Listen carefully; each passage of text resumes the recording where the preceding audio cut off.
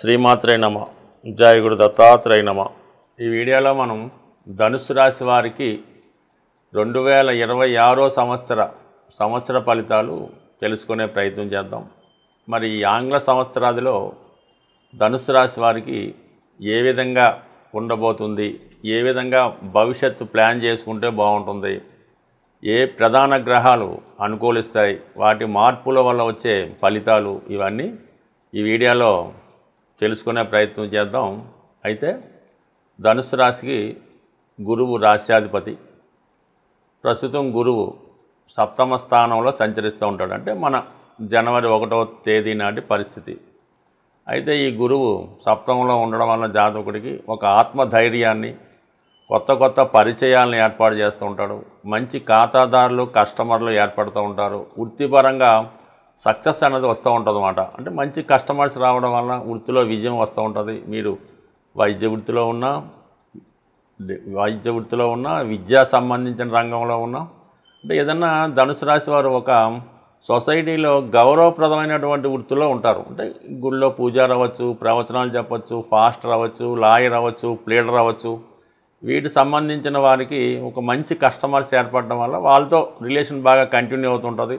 ఆర్థిక పరంగా బాగుంటుంది. మీరు కూడా సక్సెస్ పొందుతారు. మీ క్లయింట్స్ కూడా విజయం వైపు పయనిస్తుంటారు. ఏదైనా ఒక అడ్వకేట్కో, ఒక ఆస్ట్రాలజర్కో, ఒక డాక్టర్కో సక్సెస్ ఏంటంటే వాళ్ళ పేషెంట్లు, వాళ్ళ కస్టమర్స్ బలంగా ఉండి వాళ్ళు సక్సెస్ అయితే ఆటోమేటిక్గా మనం కూడా సక్సెస్ వైపు వెళ్తూ ఉంటాం. సో ఈ విధంగా ఈ రాశి వారికి సంఘంలో, సొసైటీలో పేరు పెరుగుతుంది. వృత్తిలో మంచి ప్రావీణ్యం సంపాదిస్తారు. అది ఈ గురువు ఎప్పటిదాకా ఉంటాడు అక్కడ మిథున రాశిలో? జూన్ 1వ తారీఖు వరకు. ఈ జూన్ 1వ తారీఖున గురువు అష్టమ స్థానంలోకి ఉచ్చులోకి మారుతున్నాడు.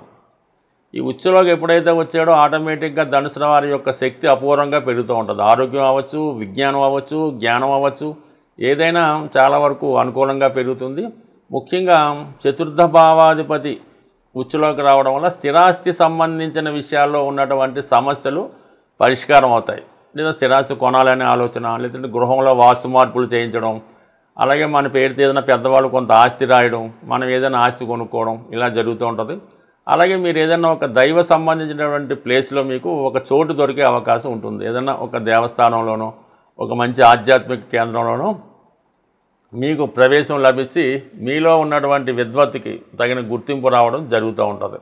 అదే విద్యారంగంలో ఉన్న వాళ్ళకి ఎలాగంటే మంచి ఇన్స్టిట్యూషన్లో జాబ్ రావడం అది జరుగుతూ ఉంటుంది. అయితే అష్టమంలో ఉన్నప్పుడు కూడా ఉచ్చస్థితి అవ్వడం వల్ల చాలా వరకు కొన్ని శుభవార్తలు మీ లైఫ్ టర్నింగ్ని తీసుకురావడం జరుగుతూ ఉంటుంది. అనూహ్యంగా మీకు మంచి అవకాశాలు రావడం వల్ల వాటిని మీరు ఉపయోగించుకుంటే జీవితంలో స్థిరపడడానికి ఇది చాలా బలమైన సమయం. ఈ విధంగా జూన్ 1 నుంచి అక్టోబర్ 30 వరకు అదే రాశిలో గురు సంచారం జరిగి అక్టోబర్ 30న మళ్ళీ సింహరాశిలో కంటే మీకు భాగ్యస్థానంలోకి ప్రవేశిస్తున్నాడు. అది ఇంకా అద్భుతమైనటువంటి ప్లేస్ మాట. అంటే ఇంచుమించుగా జనవరి 24 వరకు కొద్ది రోజులు మాత్రమే అక్కడ ఉన్నప్పటికి కూడా జాతకుడికి విదేశ ప్రయాణాలు కానీ, వ్యక్తిగతంగా ఒక గౌరవ హానర్బుల్ పోస్ట్ రావడం కానీ, ఒక పిహెచ్డి లాంటివి పూర్తి చేయడం కానీ, ప్రభుత్వ హానరు లేదంటే ఒక గుర్తింపు, ఏదో ఒక బిరుదు లాంటిది, సత్కారం, సన్మానం లాంటిది జరిగే అవకాశం ఉంది. అలాగే దైవ అనుగ్రహంతో, పెద్దవాళ్ళ యొక్క దీవెనలతో జీవితంలో సెటిల్ అవ్వడానికి కూడా ఇది కారణం అవుతూ ఉంటుంది. అంటే మొత్తం మీద గురువు ఈ రాశి వారికి ఓకే. అయితే ఇబ్బందుల్లో ఎక్కడొచ్చిందంటే మనకి అర్ధాష్టమ శని ప్రభావం. శని భగవాను 4వ స్థానంలో ఉండడం వల్ల, అర్ధాష్టమ శని ప్రభావం వల్ల మనసుకి కష్టం కలిగే ఏదో ఒక ఇబ్బంది కలుగుతూ ఉంటుంది. ముఖ్యంగా మదర్ యొక్క ఆరోగ్యం ఇబ్బంది పడవచ్చు. అలాగే మన సంపాదన, మన ఆస్తి మనం అనుభవించలేకపోవచ్చు. ఏదో ఇష్టపడి కారు కొనుక్కున్నాం, ఇష్టపడి పెద్ద బిల్డింగ్ కట్టుకున్నాం, ఆ బిల్డింగ్లో మనం ఉండలేం, ఎక్కడో వేరే చోట పనిచేస్తుంటాం. అలాగే మన సొంత వాహనం మనం వాడుకోలేక ఏదో ఆటోలోనో తిరుగుతూ ఉంటాం. ఈ విధంగా మీ యొక్క ఆస్తిని మీరు సంపాదించలేకపోతారు.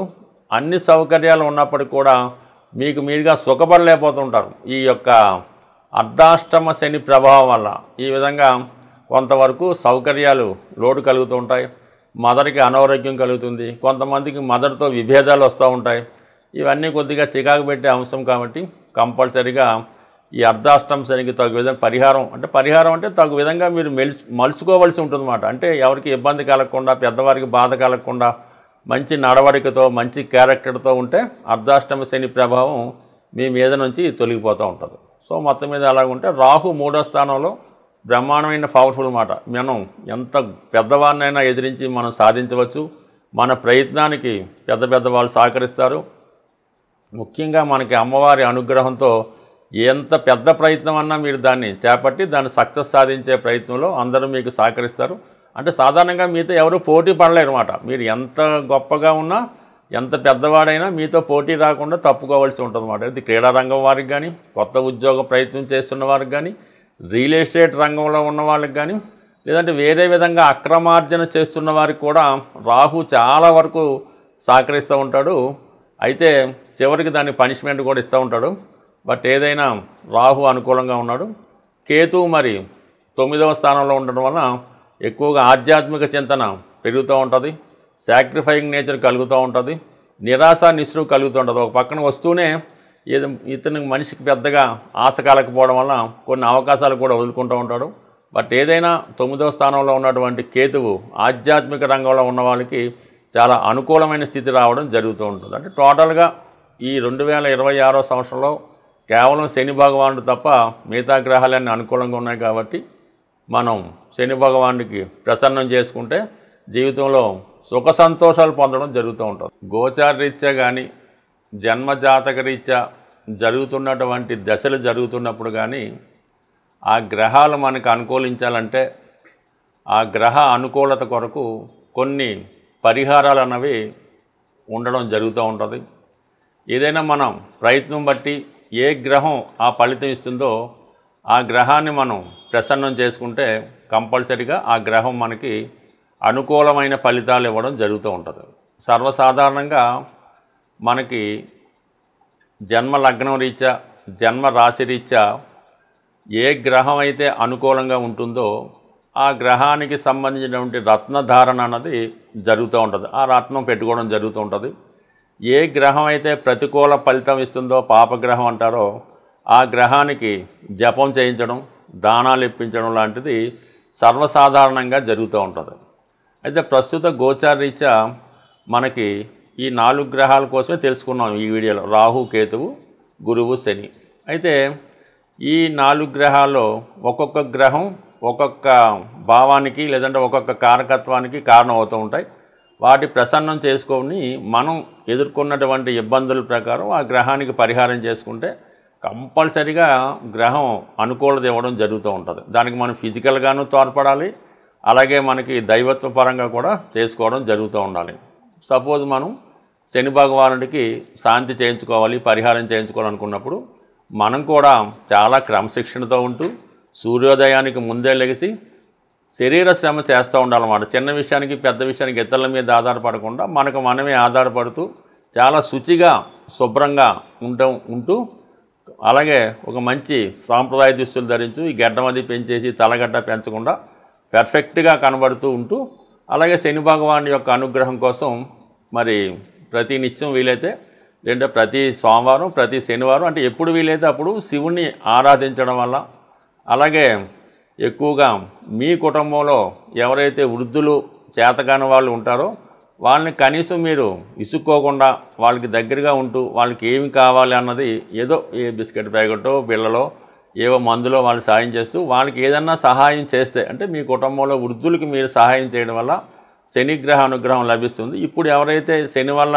ఉద్యోగపరమైన ఇబ్బందులు ఎదుర్కొంటున్నారో, వ్యసనాల బారిలో ఉన్నారో, అప్పుల్లో ఉన్నారో వాళ్ళు ఈ విధంగా నేను చెప్పిన రెమెడీ చేసుకుంటే ఇమీడియట్గా దాని నుంచి బయటపడడం జరుగుతూ ఉంటుంది. ఇంకా బెటర్ ఫలితాల కోసం ఈ చలికాలంలో ఉన్నప్పుడు బాగా వృద్ధులకి రోగిష్ట వారికి ఏదైనా దుప్పట్లు సాల్వాలు పంచిపెట్టడం, చెప్పులు గొడుగు ఇవ్వడం జరుగుతుంటుంది. ఎప్పుడు కూడా దానం ఎవరైతే బాగా కొనుక్కోలేని స్థితిలో ఉంటారో వాళ్ళకి, పేదవాళ్ళకి, రోగంతో ఉన్నవారికి, వృద్ధులకే ఇవ్వాలి తప్ప బాగా డబ్బులున్న పండితుడిగో ఇంకోటిగో మనం ఎంత దానం చేసినా ఎన్ని వేలు ఇచ్చినా రూపాయి ఉపయోగం అయితే ఉండదు. కాబట్టి మీరు ఈ విధంగా ఎవరైతే బలహీనులుగా ఉంటారో వాళ్ళకి కనీసం భోజనం పెట్టినా శనిగ్రహ అనుగ్రహం లభిస్తూ ఉంటుంది. అలాగే రాహు ఎప్పుడు మనల్ని వ్యసనాలను బాడి తీసుకెళ్తూ ఉంటాడు.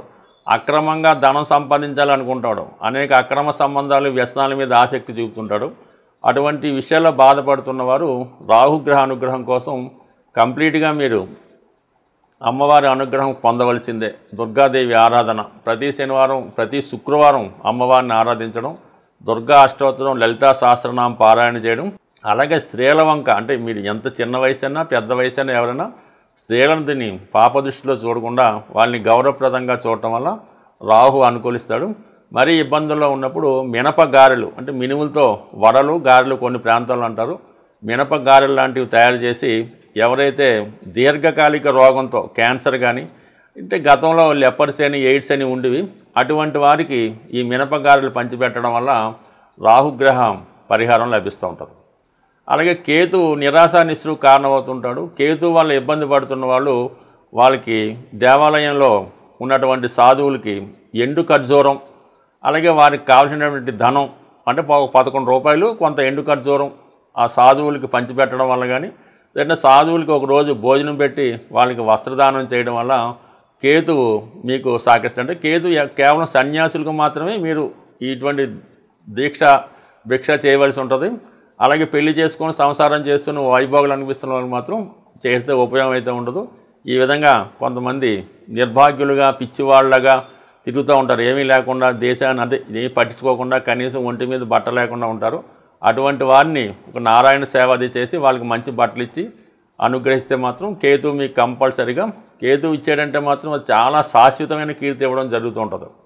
ఇక గురువు అన్నది ఏంటంటే మీ యొక్క గురువుని ఆశ్రయించడం వల్ల కానీ, మీకు ఎవరైతే విద్య నేర్పారో మీ తండ్రి గారు, మీ తల్లి గారు, వారిని సేవించడం వల్ల, లేదంటే బాబా గారు, సత్యసాయి బాబా, రాఘవేంద్ర స్వామి, మీ ఇష్ట దైవం ఎవరైనా ఉంటే వారిని గురు రూపంలో కోల్చుకోవడం వల్ల బాగుంటుంది. మళ్ళీ గోవుకి సేవ చేయడం వల్ల కూడా గురువు అనుగ్రహిస్తూ ఉంటాడు. ఈ కారణాల వల్ల ఏంటంటే చిన్న చిన్న రెమెడీలతో మనం చేసుకునే రెమెడీలే పనిచేస్తాయి తప్ప, ఏదో గుళ్ళో డబ్బులు కట్టేసామండి, లేదంటే ఇంకోటికి ఏదో చేసామని అలా కాకుండా ఫిజికల్గా దగ్గరుండి సంతృప్తికరంగా మీరు పరిహారం చేసుకుంటే అది మీకు 100కి 100 పాళ్ళు సహకరించే అవకాశం ఉంది. స్వస్తి.